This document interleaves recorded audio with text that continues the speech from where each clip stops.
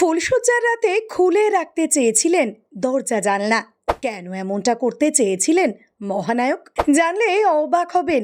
এমনকি আপত্তি করেননি তার স্ত্রীও। সিনেমায় যেমন চরিত্রে অভিনয় করুন না কেন, আসলে মহানায়ক উত্তম কুমার বাস্তব জীবনে ছিলেন সত্যি একজন রসিক মানুষ। তার মজার মজার কর্মকাণ্ড শুনলে তাজ্জব হয়ে যাবেন। বাংলা ইন্ডাস্ট্রিতে মহানায়ক হয়ে ওঠার আগেই বিয়ে হয়ে গিয়েছিল উত্তম কুমারের। আর দাদার বিয়েতে কোনো কিছুতেই কার্পণ্য করতে চাননি ভাই তরুণ কুমার। বন্ধুর বাবার বিদেশে গাড়ি ভাড়া করা থেকে শুরু করে বৌভাতে বন্ধুদের নিয়ে খাবার পরিবেশন সবটাই হাসি মুখে করেছিলেন তরুণ কুমার। দাদার বিয়েতে কোনো ফাঁক রাখতে চাননি তিনি। বিয়ের পরদিন আর 5 জনের মতোই বউ নিয়ে গিরিশ মুখার্জি রোডের বাড়িতে এসেছিলেন উত্তম কুমার। তার স্ত্রীকে দেখতে পাড়া প্রতিবেশীরা সকলে মিলে বেশ ভিড় জমিয়েছিল। এরই মধ্যে নতুন বউকে বরণ করে ঘরে তুলেছিলেন মহানায়কের মা।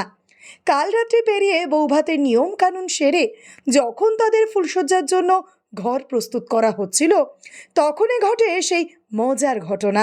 আসলে উত্তম কুমার এবং তার স্ত্রীর জন্য ফুলশয্যার খাট সাজানোর পর ওই ঘরে এই ট্রাঙ্কের পেছনে লুকিয়ে বসেছিলেন উত্তম কুমারের বৌদি ও তার এক তুতো বোন।